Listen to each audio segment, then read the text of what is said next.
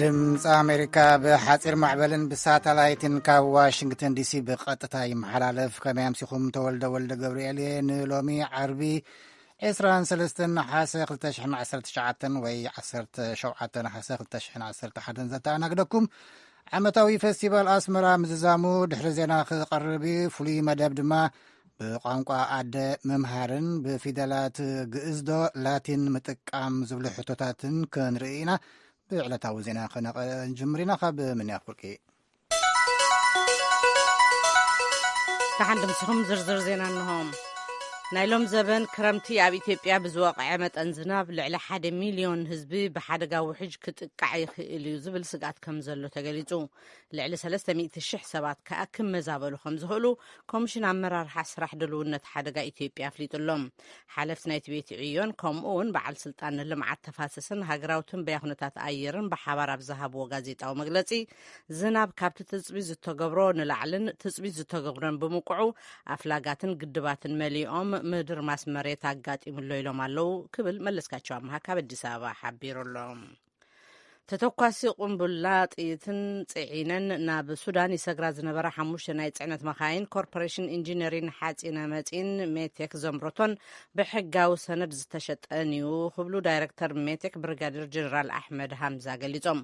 ምክትል ኣመሓዳርን ሓላፊ ጉዳያት ሰላምን ድሕንነትን ዞባ ምዕራብ ጎንደር ኣቶ ደሳለኝ ጣሰው ብወገኖም እተን መኻይን ካብ ኣካላት ጸጥታን ህዝብን ዝተወከሉ ኮሚቴታት ብሓባር ሕጋዊ ንብረት መንግስቲ ኢትዮጵያ ምዃኑ ኣረጋጊጾም ኣለው ኢሎም ኣለው። ጽዮን ግርማ ዝሰርሓቶ ፀብጻብ ኣሎ ገብረ መድህን ከቕርቦ እዩ። ኣብ ዝሓለፈ ሰንበት ኣብ መተማ ዝተተሓዛን ተተኳሲ ጽዒነን ዝተብሃላ ምስ ተሰሓብተን 5 ናይ ጽዕነት መካይን ናይ ሓጺን መጺን ኢንጂነሪ ኮርፖሬሽን ሜቴክ ዘምረቶ ብሕጋዊ ኣገባብ ዝተሸጠ ምዃኑ ዳይረክተር ናይት ኮርፖሬሽን ጀነራል ኣሕመድ ሃምዛ ገሊጾም። ባለፈው ሮብ መተማ ሄጄ ተወያይተናል። ያሉንን ማስረጃዎች ለዞኑ አቅርበን ተማምነናል። ህብረተሰቡ ግን ረቡዕ ኣነ ባዕለይ ናብ መተማ ኸይደ ተዘራሪብና ኢና። መረዳእታና ነቲ ዞባ ኣቕሪብና ተኣማሚና ኢና። እቲ ሕብረተሰብ ግን ስለ ዝተጠራጠረ ክሪኦ ኣለኒ ኢሉ ንሕና እውን ረኣይዎ ኢልናዮም ሪኦም ወዲኦም ኣለው። ሕጋዊ እዩ። ምስ ሕብረተሰብ እናተማያጡ ከም ዘለዎ እውን ደው ኢሎም ነጊሮም ንለው። ዝኾነ ይኹን ንብረት ክንቀሳቐስ ከሎ ሓይልታት ምክልኻል ከም ዝፈልጥዎን በብከባቢኡ እናተቐባበሉን ንዓጀቡን ከም ዘሕልፍዎን ብምግላጽ ኣብ ጎንደር መተማ ግን እቲ ሓበሬታ ዘይበጽሖ ሓደ ሰብ ነይሩ መከላኸሊ ግን ይፈልጦ እዩ ኢሎም እና ያ የኮሚኒኬሽን ጋፕ የፈጠረው ነገር አለ። የማይታወቅ ነገር ግን አልተንቀሳቀሰም ማለት ነው። አንድ ሰው ነው የማያውቀው እዛ ጫፉ ላይ ያለው ሰው ናይ ሓበሬታ ክፍተት ዝፈጠረ ነገር ኣሎ። ዘይፍለጥ ነገር ግን ኣይተንቀሳቐሰን። ኣብቲ ጫፍ ዘሎ ሓደ ሰብ ኣይፈለጠን። እዚ ድማ ንኻልእ ግዜ ምዕራይ እምበር ዝተበላሸውን ዘይሕጋውን ነገር ኣይነበረን። ምክትል ኣመሓዳሪን ሓላፊ ጉዳያት ሰላምን ድሕነትን ዞባ ምዕራብ ጎንደር ኣቶ ደሳለኝ ጣሰው ናይ መከላኸሊ መካይን ኣርማን ታርጋን ብግሪስ ምልምጣጡን ናይ ኣገልግሎት ፓስፖርት ዘይተማልአ ምንባሩን ክፍተት ስለ ዝነበረ ናይቲ ህዝቢ ጥርጣረ ግቡእ ብምንባሩ ንክጻረ ወሲና ተጻርዩ ኣሎ ኢሎም ካብ ሕብረተሰብ ካብ መናእሰይ ደቂ ኣንስትዮን ሽማግለታት ዓድን ከምኡውን ካብ ፍትሒ ጉምሩክ ካብ ምክልኻልን ፍሉይ ሓይልን ዝተዋፅአ ጉጅለ ብዝገበሮ ፍተሻ ዝፀዓንኦ ብመንግስቲ ንስራሕ ዝተለኣኸን ብሕጋዊ ደብዳቤ ዝተሰነየን ንጎረቤት ሃገር ዝኸይድን ምዃኑ ብዝተፀሓፈ ደብዳቤ ተረጋጊጹ ኢሎም። ላዕለዋይ ቤት ፍርዲ ባህር ዳርን ከባቢኣን ዓቃቢ ሕግን ዘቕረበሉ ይግባይ ተወሳኺ ግዜ ምርመራ ብይን ንምሃብ ትማሊ ብዝነበሮ ቆፀራ መሰረት ነቲ ዝቐረበሉ ሰነድ ምርመራ ርእይዎሎም እንተኾነ እቲ ዝቐረበ ሰነድ ምርመራ ዝተሓላለኸ ብምዃኑ ግዜ የድልየኒ ብምባል ንሎሚ ቆፀራ ሂቡ ነይሩ። እቲ ኣብ ልዕሊ በዓል ብርጋዴር ጀነራል ተፈራ ማሞ መዝገብ ክሲ ዝቐረበ ሰነድ ምርመራ ዝተበታተኸ ብምዃኑ ኣዋዲዱ ንነሓሰ 21 2011 ዓ.ም ኢትዮጵያ ከቕርቦ ነቲ ዓቃቢ ሕጊ ትእዛዝ ብምሃብ እቲ ቤት ፍርዲ ቆፀራ ሂብሎ ክትብል ኣስተር ምስጋናው ካብ ባህር ዳር ሓቢራ ኣላ። ልዕሊ 50 ዓመታት ዕድመ ዘለዎን በብዕለቱ ናብ ጅቡቲ ሶማልን አዲስ አበባን በረራ ዘተኣናግድ ከምኡውን ምብራቅ መንገዲ ኣየር ዝግልገለሉ ዓለም ለኸ መዕርፎ ነፈርቲ ድሬዳዋ ትሕዝቶ መሬቱ ብዘይ ሕጋዊ ሰፈርቲ እናተወረረ ምዃኑ ሎሚን ጋዜጠኛታት ኣፍሊጡ ኣካይድ ስራሕቲ መንገዲ ኣየር ሎሚ ከም ዝበልዎ እቲ ዘይ ሕጋውያን ሰፈርቲ ንዙርያት መዕርፎ ነፈርቲ እናኸበብዎ ንድሕንነት በረራውን ኣጸጋሚ ይገብረሎ ኢሎም ኣለው በዚ እንተቐፂሉ እውን እቲ በረራ ጠጠው ክብል ይኽእል እውን ክብሉ ተዛሪቦም መሬት እቲ መዕርፎ ነፈርቲ ትሕዝቶ ክልል ሶማሌን ምምሕዳር ድሬዳዋን ምዃኑ ገሊጾም መብዛሕትኡ እቲ ጸገም ካብ ወገን ድሬዳዋ ዝመጸ ምዃኑ እውን ኣብሪሆም ክብል ኣዲስ ቸኮል ካብ ድሬዳዋ ሓቢሩሎም ኬንያ ናይ 2019 ዓ.ም ቆፀራ ህዝቢ ጽባሕ ቀዳመ ሰንበት ከተካይድያ ቢሮ ስታቲስቲክስ እታ ሃገር ነዚ ቆፀራ ህዝቢ ንምክያድ እኹል ምድላዋት ከም ዝገበረ ፍሊጡሎ ሚኒስትር ጉዳያት ውሽጢ ሃገር ኬንያ እውን ኣብያተ መስተ እታ ሃገር ብእዋኑ ክዓፅዋ ትእዛዝ ኣመሓላሊፉሎ ክብል ገልሙ ዳዊት ካብ ናይሮቢ ሓቢሩሎም እዚ ሬድዮ ድምፂ ኣሜሪካ እዩ ማልታ ነታ 356 ፍልሰተኛታት ዝሓዘት ናይ ገባር ሰናይ ትካል መርከብ ኣብ ሃገራ ምህልቓ ክትተክል ተሰማሚዓላ ካብቶም 356 ፍልሰተኛታት መብዛሕትኦም ካብ ሱዳን ዝኾኑ ትሕቲ ዕድመ ዝኾኑ 100 ቆልዑ ከም ዝርከብዎም ተገሊጹሎም ብኻልእ ዜና ኣብ እዋን ፕረዚደንት ነበር ዑመር አልበሽር ካብ ግዕዚናን ምግሃዝ ሰብኣዊ መሰላትን ዝሃደሙ ሱዳናውያን ስደተኛታት ኣብ ግብፅን ሊብያን ዕቑባ ንምርካብ ድሕሪ ምብፅሖም ኣጸጋሚ ኩነታት የጋጥሞም ከም ዘሎ ተገሊጹሎም ናይ ሕብራት መንግስታት ትካል ህጻናት ዩኒሴፍ ኣብ 8 ሃገራት ምዕራብን ማእኸላይን ኣፍሪቃ ጎንፂ ንኣስታት 2 ሚልዮን ቆልዑ ትምህርቲ መጻኢ ዕድሎም ይምንጥሎም ኣሎ ኢሉ ዝተጎደ ቁጠባ ዘን ሃገራት ንምህናፅ ዘድልየን ዝተምሃረ ሓይሊ ሰብ ኣብ ምፍራይ ኣሉታዊ ሳዕቤን ኣለዎ ክብል እውን እቲ ሓድሽ ጸብጻባ ጠንቂሎ ሊዛ ሽሌን ዝለኣኸቶ ካብ ጀኔቫ ገብረ መድህን ካቅርቦ እዩ ኣብያተ ትምህርቲ ኣብ ምዕራብን ማእኸላይን ምብራቕ ኮነ ተባሂሉ ዒላማታት ዕጡቓት ጉጅለታት ይኾንሎ ይብል ናይ ዩኒሴፍ መጽናዕቲ ካብ 2017 ኣቋጽራ ፈረንጂ ጀሚሩ ብዝተፈጸመ መጥቃዕትን ህውከትን ኣብቲ ከባቢ ልዕሊ 9,000 ኣብያተ ትምህርቲ ክዕፀዋ ገይሩሎ ካብ ማሊ ዝተመለሰት ናይ ዩኒሴፍ ናይ ክብሪ ኣምባሳደር ጉድዊል ኣምባሳደር ሙዝን ኣልመልሓን ዝረኸበቶም ቆልዑ ኣብ ስቓይ ይነብሩለው ኢላ Many schools have been attacked and which resulted many children out of school. ብዙሓት ኣብያተ ትምህርቲ መጥቃዕቲ ይወርደን ኣሎ ብዙሓት ተማሃሮ ካብ ትምህርቲ ብምውፅኦም መጻኢ ዕድል ዘን ሃገራት ይጉዳእ ኣሎ ሎሚ ሓደ ነገር እንተደኣ ዘጌርና ተማሃሮ መሰረታዊ ሰብኣዊ መሰሎም ዝኾነ ትምህርቲ ኣይረኽቡን እዮም ንርእሳ ሶርያዊት ስደተኛ ዝኾነት ኣልመልሓን ብሰንኪ ኩናት ኣብ 2013 ኣቋጽራ ፈረንጂ ካብ ሃገራ ሃዲማ ብዙሕ ዓመታት ኣብ መዕቆቢ ስደተኛታት ኣሕሊፋቶ ኣብ ካልእ መዕቆቢ ስደተኛታት ትምህርቲ ከም ዝተኸታተለትን ካልእ እውን ተመሳሳሊ ዕድል ክረኽቡን ትደሊ ዘይመሃሩ ቆልዑ ንመንግስትን ንመግሃስትን ይቕሬታ ምዝመዛን ዝተቃልዑ እዮም ትብል ግዳያት ጾታዊ መጥቃዕቲ ኣሸበርቲ ጉጅለታት ወታደራት እውን ይኾኑ መጻኢ ህይወቶም እውን ይጠፍእ ትብል ዩኒሴፍ ንትምህርቲ ናይ ስነ ኣእምሮን ካልኦት ኣገደስቲ ፕሮግራማትን ናይ ዘን ሃገራት ዝውዕል $221 ሚልዮን ሓገዝ ሓቲቱሎ ዛጊድ ትሕቲ 30 ሚእታዊ ገንዘብ ጥራሕ ይረኺቡ ዘሎ ለገስቲ ንትምህርትን መጻኢ ዕድልን ሚልዮናት ኣፍሪካውያን ምላሽ ክህቡ እቲ ትካል ፀውዒ ኣሎ ምምሕዳር ትራምፕ ካብቲ ንወጻኢ ሃገራት ዝወሃብ ረድኤት $4 ቢልዮን ንምንካይ ወጢንዎ ዝነበረ ፈተነ ከም ዘንሰሓቦ ተገሊጹ ናይ ዩናይትድ ስቴትስ ፕሬዚደንት ዶናልድ ትራምፕን መራሕቲ ብሪጣንያ ካናዳ ፈረንሳ ጀርመንን ጣልያንን ጃፓንን ኣብ መወዳእታ ሰሙን ኣብ ፈረንሳ ንዓመታዊ ዋዕላ G7 ማለት ጉጅለ 7 ክራኸቡ እዮም ኣብ መወዳእታ ስፖርታዊ ጸብጻብ ኣብ ኣስመራ ዝካየድ ዘሎ ውድድር ኩዕሶ እግሪ ሴካፋ ሎሚ 23 ነሐሴ ኣብ መንጎ ሃገራውያን ጋንታታት ምድብ 2 ኣብ ዝተገብረ ግጥም ሃገራዊት ጋንታ ሩዋንዳ ንሃገራዊት ጋንታ ታንዛንያ 2-0 ስዒራት ኣላ ኡጋንዳ ከዓ ደቡብ ሱዳን ብፎርፌ ስዒራን ፍርቂ ፍጻሜ ሓሊፈን ኣለዋ ይብል ብርሃነ በርሀ ሓፂር ጸብጻብ ኣለዎ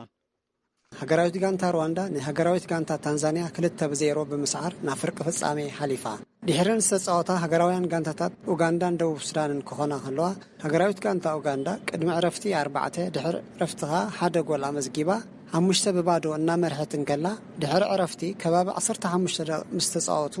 5 ተጻወቲ ሃገራዊት ጋንታ ደቡብ ሱዳን በብተራ ተሃሪቦም ካብ ሜዳ ብምውጽኦም ሃገራዊት ጋንታ ደቡብ ሱዳን ተቐየርቲ ተጻወቲ የብለይን ስለ ዝበለት ብመሰረት ሕጊ እቲ ጸወታ ተቋሪጹ ሃገራዊት ጋንታ ኡጋንዳ ብፎርፋይት ከም ትስዕር ተገይሩ ክሳብ ሕጂ ተገይሩ ብዘሎ ናይ ምድብ 2 ጸወታ ሃገራውያን ጋንታታት ኡጋንዳን ሩዋንዳን ብ9 ተመሳሳሊ ነጥቢ ናብ ፍርቂ ፍጻሜ ሓሊፈን ኣለዋ መን ቀዳመይቲ ኮይና ተሓልፍ ንዝብል ሰንበት 25 ነሐሴ ኣብ ነንሕድሕደን ብዝገብሮ ጸወታ ክፍለጥ እዩ ካብ ምድብ ሓደ ድማ ኬንያ ብ11 ነጥቢ ቀዳመይቲ ብሩንዲ ከዓ ብ7 ነጥቢ ካልኣይ ደረጃ በመሓዝ ናብ ፍርቂ ፍጻሜ ሓሊፈን ኣለዋ ብመሰረት ዝወጽእ መደብ ቀዳም ብሩንዲ ምስ ሱዳን ሶማልያ ምስ ኤርትራ ሰንበት ኢትዮጵያ ምስ ታንዛንያ ሩዋንዳ ምስ ኡጋንዳ ተረፍ ጸወተን ከካይዳየን ብርሃነ በርሀ ንድምፂ ኣሜሪካ ካብ ኣስመራ ዜና በዝ ተፈጺሙሉ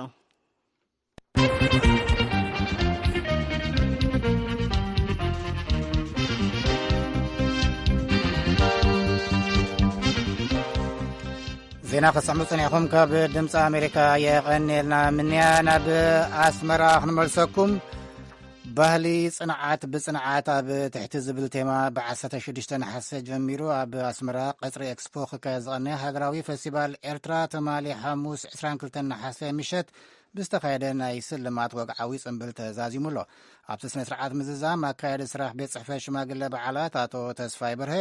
ኣብ ናይ ሎሚ ዓመት ፌስቲቫል ዝቐረቡ ውድድራውን ናይ ምርኢት መሰናዶታትን ማህርቲ ኣዘናጋዕትን ንኤርትራዊ መንነት ዝገልጹን ከም ዝነበሩ ገሊጹ ብርሃነ በርሀ ጸብጻብ ኣለዎ ባህሊ ጽንዓት ብጽንዓት ኣብ ትሕቲ ዝብል ቴማ ካብ 16 ነሐሴ ጀሚሩ ኣብ ቀጽሪ ኤክስፖ ክካየድ ዝቐነየ ሃገራዊ ፌስቲቫል 2019 ሐሙስ 22 ነሐሴ ምሸት ብዝተኻየደ መዕፀዊ ጽምብል ብወግዒ ተዛዚሙ ኣብቲ ሰበስልጣን መንግስትን ግንባርን ሓለፍቲ ዞባታትን ተሳተፍትን ዝተረኽብሉ መዕፀዊ ስነ ስርዓት ዋና ካይዲ ስራሕ ቤት ጽሕፈት ሃገራዊ ኣዋሃዲ ሽማግለ በዓላት ኣቶ ተስፋይ በርሀ ኣብ ዘስምዖ ቃል ኣብ ናይ ሎሚ ዓመት ፌስቲቫል እቲ ቀንድን ዝዓብየን ዞባታት ዘእንገድኦ ንመልክዕን ጽባቐን ብሄራት ኤርትራ ዘንጸባርቓሉ ምርኢታውን ውድድራውን መደባትን ካልእን ከብ ዝነበረ ድሕር ምጥቃስ ልዕሊ ፍርቂ ሚልዮን ሰባት ከም ዝነገዱ ተዛሪቡ ኣብዚ ናይ ሎሚ ዘመን ፌስቲቫል እቲ ቀንድን ዝዓብየን ዞባታት ዘእንገድኦ ንመልክዕን ጽባቐን ብሄራትና ዘንጸባርቕ ምርኢታውን ውድድራውን መደባት እዩ ብዘይካዚ ዝተፈላለየ ስነ ጥበባዊ ውድድራትን ምርኢትን ከምኡውን ዝተወሰነ ኣካላት መንግስቲ ዝተዳለወ ንህፃናትን ዓበይትን ዘዘናግዕ ዝምህር ትሕዝቶታት ምስ ናይ ዕድና ኩባንያታት ዘላሊ ምርኢት በቶም ተረከብቲ ሃገር ዝኾኑ መንእሰያት ዝተዳለወ ናይ ምህዞን ሰንዓን ስራሓት ስነ ጥበባዊ ፍርያት ቅብኣ ቅርጻን ኢደ ጥበብን ምርኢትን መሸጣን መጽሕፍቲ ኣብ ኣገልግሎት ምግብን መስተን ዝነጥፋ ንግዳውያን ትካላት ወዘተ ክእንገድ ቀኒዩ ብድምር ድማ ኣስታት ፍርቂ ሚልዮን ህዝቢ ናብ ቀጽሪ ኤክስፖ እናተመላለሰ ነጊዱን ተሳቲፉን እቲ ቁም ነገር ግን ልዕሊ ብዝሕን ቁጽርን ዝኸይድ ጭውነት ናይቲ ህዝቢ እሞ ምስጋና ነቲ ውራዩ ከማዕርግን ከጸብቕን ዘይሕለል ወረጃ ህዝቢ ኣቶ ተስፋይ ኣስዒቡ ነዚ መሃርን ኣዘናግዓን መደባት ንዘዳለው ኩሎም ወገናት ኣመስጊኑ እቲ ክበሃል ዝግብኦ ኣዝዩ ብዙሕ እዩ ብኣጠቓላሊ ግን ቀጽሪ ኤክስፖ ብሕብርን ትሕዝቶን ናይ ዝተፈላለዩ ንዓይንኻ ዝማርኽ ንመንፈስካ ዝዕግብ እትመሃረሉን እትምህረሉን ሃገራዊ ንቕሓት ክብ ኣብ ምባል ዓበይ እጃም ዘለዎ ተሃራፍን ተናፋቕን መደባት ክእንገድ ይቐኒ እዩ ኣብ መደምደምታ ንኹሎምቶም ኩሉ መዳያዊ ንጥፈታት ፌስቲቫል ኣብ ምዕዋት ዘበርከቱ ኣካላት መንግስትን ግንባርን ነመስግን ብኣውሮ ድማ ነቶም ብውህደትን ምርድዳእን ብተወፋይነትን ብወለንታን ቅንያት ፌስቲቫል ዕውት ንክኸውን ካብ ምስንዳእ ክሳብ ምዝዛም ዝወደቡን ዘካይዱን ኣባላትን ስነ ጥበባውያንን ኣብ ዝተፈላለዩ ንጥፈታት ተዋፊሮም ዘገልገሉ ብሓፈሻ ኣካይድትን ኣለይትን መደባት 6 ዞባታት ድማ ብፍላይ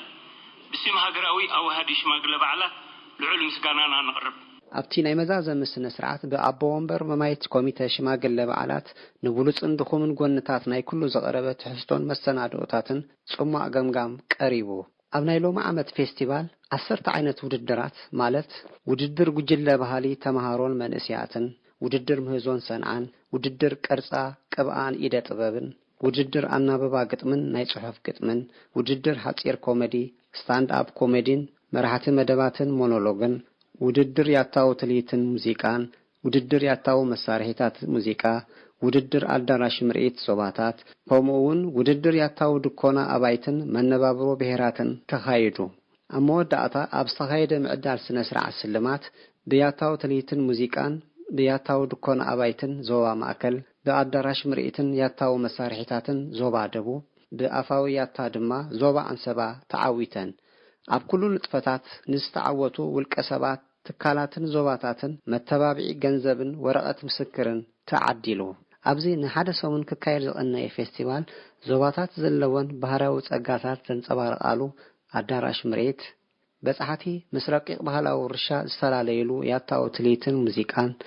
ድኮና ኣባይትን ዕለታዊ መነባብሮ ብሄራትን ዘቐረበሉ ምርኢት ቁሸት ስነ ጥበባዊ ውድድራት ምርኢት ምህዞን ሰንዓን ምርኢት ቅርጻን ቅባን መደባት ኣፋውያታ ደንበ ህፃናት ማእከል ትምህርትን ዳሃሳስን ከምኡውን ምርኢት መሸጣ መጽሐፍትን ካልእን ዘጠቃለለ ዝተፈላለዩ ትሕሶታት ቀሪቡ ነይሩ። ብርሃነ በርሀ ንድምፂ ኣሜሪካ ካብ ኣስመራ።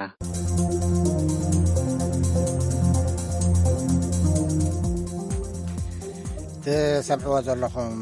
ዋሽንግተን ዲሲ ዝርከብ ድምፂ ኣሜሪካ እዩ። ብጉዳይ ቋንቋን ቋንቋ ምምሃርን ፖሊሲ ትምህርቲ ኤርትራን ክንሓልፍ ፍሉይ መደብ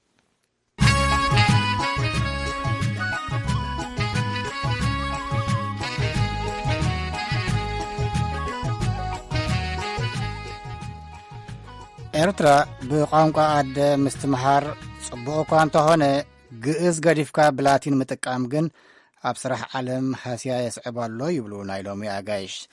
ኣብ ሚኒስትሪ ትምህርቲ ኤርትራ ዳይሬክተር ጀነራል ክፍሊ ሓፈሻዊ ትምህርቲ ኣቶ ሙሳ ናይብ ንቪኦኤ ኣብ ዝሃቦ መግለጺ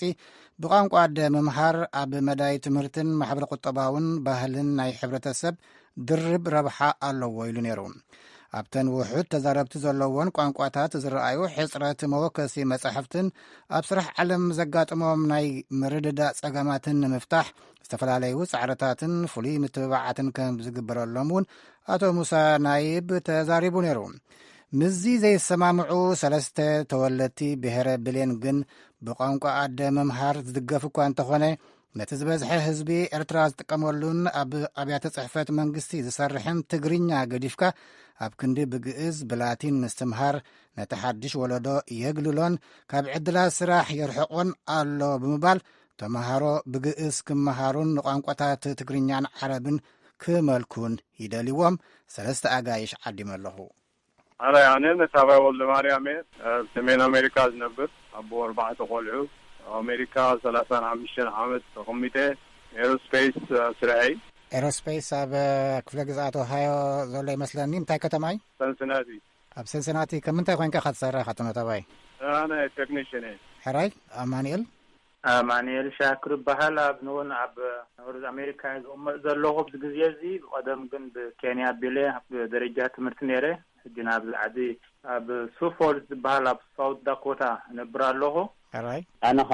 ዓብዱ መሐመድ ዓንዱ በሃል ኣብ ኤርትራ ጋዜጠኛ ኮይኑ ኣገልግለ ኣብ ኤውሮፓ ካብ ዝሰግር 7 ዓመት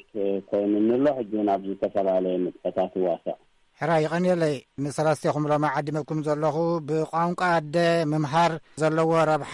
ብዝምልከት እዩ። ሕቶታት ከዓ ኸልዕል እውን ስለ ዝኽእል ኣብ ኤርትራ። ስለዚ ብቋንቋ ኣደ ምምሃር ዓብዪ ረብሓን ኣገዳስነትን ከም ዘለዎ ብፍላይ ኣብ ዝሓለፈ እዋን ዳይሬክተር ጀነራል ክፍሊ ሓፈሻዊ ትምህርቲ ኤርትራ ኣቶ ሙሳ ናይብ ንድምፂ ኣሜሪካ ብዝሃቦ ቃለ መጠይቕ ብቋንቋ ኣደ ምምሃር ኣብ መዳይ ትምህርትን ማሕበረ ቁጠባውን ባህልን ሕብረተሰብ ድርብ ረብሓ ከም ዘለዎ ኣመልኪቱ ነይሩ። ኣብ ዘለኩም ርእቶ መጀመርታ ክንሰምዕ ብዓብዱ መሐመድ ክጅምር። ሕራይ ተወልደ ሰላማ ስለቲ ዝሃብካና ዕድል ኣዝየ ዘመስግን። ብትዕዝብተይ ኣብቲ ዝነበር ኩሉ እዋን እቲ ዝጀመረ ብቋንቋ ኣደ ናይ ትምህርቲ ዕድል ክልተ ጎኒ ኣለዎ። ሃሳዊ ጎኒ ኣለዎ፣ ዘርብሕ ጎኒ ከዓ ኣለዎ። ከም ቋንቋ ክትሪኦ ከለኻ ንቋንቋ ኣደ ኣብ ምዕቃብ ዘለዎ ተራ ዝከሓድ ኣይኮነን። ኣዝዩ ለውጢ ከም ዘምፅአውን ብጭብጢ ክትዛረበሉ ዝከኣል እዩ። እንተኾነ እዛ ርእሲ እዚ ንነዊሕ እዋን ዝተዘርበሉ ኣብ ውሽጢ ሃገር ብፍላይ ብናይ ዞባ አንሰባ እንተመጣእና ብደረጃ ባይቶን ኣመሓዳሪ ዞባን ነዊሕ ግዜ ዝተዘርበሉ ሃስያ ከም ዘለዎ ብግልፂ ኣብ መራኸቢ ብዙሃን እውን ዝቐረበ ስለ ዝኾነ ለውጢ ክመፅእ ኢኻ ትፅበዮ። ኣብዚ ኩሉ ዓመታት ብኣሃዝ بحساس تغيرو كساب كنزي ربح الله كي تقلص بحفشاوي مجلس ترايز حلف كوينو اي سمعنن ህዝቢ ክጠርዓሉ ንነውሕ እዋን ዝጠንሐዩ ብፍላይ ምስ ቋንቋ ትግርኛ ዘለዎ ዝምድና እቲ ህዝቢ ንሱ ጥራይ ዘይኮነ ኣብ ኣብያተ ጽሕፈት እውን ወግዓው እኳ ኣይኹን እምበር እቲ ቀንዲ ዝስርሐሉ ቋንቋ ትግርኛ ስለ ዝኾነ ዝጽሓፉን ብግዕዝ ስለ ዝኾነ እቲ ዝመሃርዎ ከዓ ብላቲን ምዃኑ ሃስያ ከም ዘለዎ ነውሕ ግዜ ተዘሪብሉ ህዝቢ ጠርዕሉ ናብኡን ከይድና ናብቲ ናይ ላቲንን ናይ ትግርኛን ኣብቲ ዝበልካዮ ናይ ባይቶን ናይ ህዝብን ዝነበረ ዘተን ክትዕን ብዝምልከት ምናልባት ድሕረኻ ሓደ ዓመት ኣቢሉ ክኸውን ይኽእል ወይ ከለኻ ክኸውን ይኽእል ኣብ 2013 መጽናዕቲ ከም ዝተኻየደን ብተመሃሮ ብመምህራንን ብወለድን ልዕሊ 90% ከዓ ድጋፍ ዝነበሮ እዩ ዝገልጽ ዘሎ እስከ ርእቶ ከዓ ተተሓሕዞ ኢለብኡ ከለኻ بيناي ملكوعي تدقاف حجكو تدقاف بقانقعد ممهار ديو ويس بلاتين ممهار زبل حتى خاتم تولده من البات تبقانقعد ممهار دقاف كهلو يخيليو بقانقعد ديو كمهار زيد اللي زلو خوينون عيسم معنن انتخونا حتى كل عجز نبرت بيناي فديلات ممهار زبل حتى مهناتو بلاتين تماهيرهم كساب 10 خلطة كفلي وي 10 حدوي قال درجة زودو تماهرو كاب أبيات التحفات دبدابة متقوم كان ببوة سلزي كقلون شجر علىنا نحنا ولدي دقنا مهرنا خمزي مهرنا نزلت لأكلنا دبدابة كان ببولنا أبقى الأط بجئز تمهر ثبات حزنا نخيط علىنا زبل طلعني زقرزنا برحجي أينا يتقام قام وعندنا زمهر زخ حدوز الله سب أي مثلا انت خونا نسي كوناتات أبيات التحفات زقلقل وانقوا تقرينيان فديلات جئزن بمخانو حزبي نشجر علىنا مهلنا خمزي مهرنا نخونا علىنا زبل ترعاني يغرب نيرو حراي ناب عطو نتابعي والد مريم كحلف امو بقانقوا عدى ممهر بزوح بلجعتات لو رئيسة اممان يفتر عبتهم تمهارو أنا بلاني أنا سهويلو رأسو كرابيلوك خيد عدلاتي هبو سلازي بعابيو إذن هالو كاليس أقامات بخميك لعلوك عابي خيل صاون حتو تاسل زلكاي أتونا تاباي عبدو تقندي بوينت تزاري بوي مخنياتو قداي خوينيو رقبين بعلي مخنياتو ودي عسران شدشن أب كندا تفلاتو وقال عزي تقرينيا خنقو بايكين سلازبالني نايب حكي تقرينيا تسعافي دكم كم بقولهم ده زي كيلهم زي دم كيرهم يوم زين برزولو أبكذا حجرهم وساعتين يتعاد كوينهم من أفرلو وزيهم كل عديو لذي لا تنتريفو بقي سلم تعزي كونه بحاله يعني هراي أتو أمانيل شاكر ون عدلكم بحجتي بقام قعد ممهار هابتام حبرة السابي زفتر أب وسدم أب لبنا أب بهلي زلوا ترى متى معب مخانو فلوت إما بحافظ تقند نجار نحردات عميموتي قال العرض الله يحرق صعب الزخل ده يكونن بس كانت كار تاخن سمع عطا مانيل يقني اللي تولده أنا زي عجز هاب كانانون كمسكن دالي فانكو عدم مهار بمنقص إيرتراوي كاب إيرترا استجمر حديش فلسفنا زي كونه زنبرة بتاريخ بتفل عليه حبرة السباز ببرس لزخونه تتقمناتو نقوانكو عدد إيركا نحس عن نتي برايماري تمرت ويكا مبقتاو بيت تمرت بقوانكو عدم مهار أقداس النتو ويكا تقمو زارب أيكونه تحت فزر لجن كم زي عبد زلس أنحي أبعدنا أنا يتنعنا تاريخنا زخونا نحنا تاريخنا ناسنا إلا نحبنا له بهرسب بلين ون كل متحفتن خالق نجارات تسندرلو فيديالات جزء مخانقة كتردو يدل مثلني بسبب بقدس متحف كي ترسب زقربا جزية ببلين تحكيمو بثلاث يوم denominations كاثوليكون كنيشان توحدون قالن تحابيرهم زقبروا ببلين تحكيمو وتيز لابز جزية دي كمزنا تبعيد بلكا دك عسران شديشتن دك عسران شومنتن عمد بحرنات النت ويكا كابش حنت شعات ميتن تسعان شومنتن ندحاري تمرت زوفر بلين نزقو دس متحف زخم بلوون اي كولونيم اجو حتى نصور كهونا اللو بناتي وغن مغنياتو لمن تايب قوانكو عادة تماهيروم زبل حتو تلعيلون اي فلدني قوانكو عادة اقداس نتالو تحتو جن لمن تايب تقز ناسنا خنسو نحبنا له بحلنا خنسو تنافي قلنا تسمعها تابناي منستر ناي تمرتز قبلو زو قدامي كمان لمن تايب مو حفشاوي بحادق مهاروي كتحقلو ناي حادنات قوانقوا خصبموم سلزغل انتاي قبرا له مستبالي عربن انجليزن كنت اتاتي جميرنا يلو تزاربيت موسى نايد اتحتى زل حجي انجليزن عربن يسرحوا بصحفتات ابيض خاب 100 خنديو انا اب عدي اب بصحفت توافر خسرح ندير زي كل كوينه ابيات صحفت كاب بتجرينيان بجزن صحف سلازخونه بملؤ حبرتسب بلين كتاب 10 زبط حد بلاتين زتمهره توافروا ابيت صحفت كسرح عقمي ابزيل والدرجات لزبطه نتي قانقو اد غيركا ممهار بو يزبل بو نجر نحما 5 تقمل غيركا كتريات خير ማለት ስለዚህ في تطقمو ردو خنسو اتجئز قديفكاس حبرتسب حفشة حبرتسب إرترا مقعد زبد حزب تقمرلو ناتنا انبلو قز ليتر قديفكاس بلاتين تمهر يلكا متنقارو اتلاوي تتعابي حتزلو اسكا نازات بازلخا قابتا اتو موسانا يبزبلا كنچب كنبلو مو معبات كنبلا ساينا تا قند حتو نساس لزخونت فلا يابتناي صراح عالم كوافرو خلو مستقال حبرتسب إرترا زهلوهم بدهوتات بزملكس لزخونت أبيت تمرتي إذن ناي بزح تزارب تزلون قانقواتات كم زتاتات وان قبرا لنا أنا بنت أب إلمنتارين حريها حدا ولا حدا ماراي كم مجمع قدامي كلي هذا ناي قانقوات مهارالو كلا إنجليزي مهارالو ساسايكا عرب نتاتات وجميرنا لنا زين حجي ناي بزح سب قانقوات تزاربتي بمقارنة بجكات ريجينال اند انترناشونال دايمنشناتو اوش هاجرون كلتي انزين نسرحله لنا ابنت بجكات غريازي عرب نسرحله لنا انجليشون كم تفرطوا بمطنو حجي ملتي سبيكر زلو لانجويج نا زحقك تخدلو وان قال خاطي تالنج زغاتم زلو كفتح زغلا مسرحي كوين سمعنا حراي نربط اتو عبد محمد اسخا دحراوي زوص خان سخاس لزغونكا بقربه تفوتو بتبايتا زلو ስለዚህ مزي اتو موسى خبل صنح كما هتسمع ازيو يزغرمني تولده نابنت بقانقا بلين تمرتي قدامي تبيت تمرتي جمرت عند 1997 لومي دحري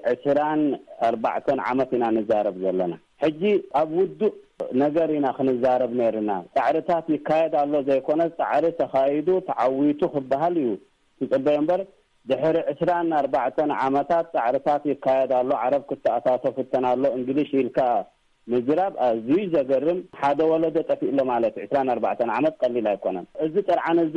ون لومن تمالن جمر زي كونه ننوح عامتات زخده نهسه علنا بقنا تمهرت وديوم ابابيات صحفت كسرحول زي كلو درجه بتحنا لنا تباهلو زي تزربليو لو متعرفات كايد الله خبهلو زي كاله مثلنا قال كم ابنك كم تعال كحنتي بقام قبلين تراي كاب مزراب بز تعذبكو اب نوزوبا مغولو هذا بنارا زي تمهره قال اي درجه وديو ساوا وريدو ساوا وديو ابابيات صحفت من محدار كسرح خاتباهلو تمدين اب من محدار مستغرينيا ذات اساسر زخونه تمهرتي سلازي نبرو اتبيت صحفت كاب بمولو بتغرينيا تطاباتو يخون صحفاتو بتغرينيا سلازي نبره كسرح قاله كيف كان مستدراخات انا حتباهيلو تمالي سطريت اب مغتايو اتيو ازي اب كباب خرن زركب حزبي من البات انت وحدون كزارف سلازخيل كردادا يخيل يلكاس امر جن اب قطرات زركب كا تزغدد حساز ولد سبي ابيات صحفت بمولو فتينات لنا نقبله بتغرينيا يتسرح زك حدا يكون ስለዚህ تعال يجبر الله الكاد 24 كتزارب له ازيو زغرمن زدنصني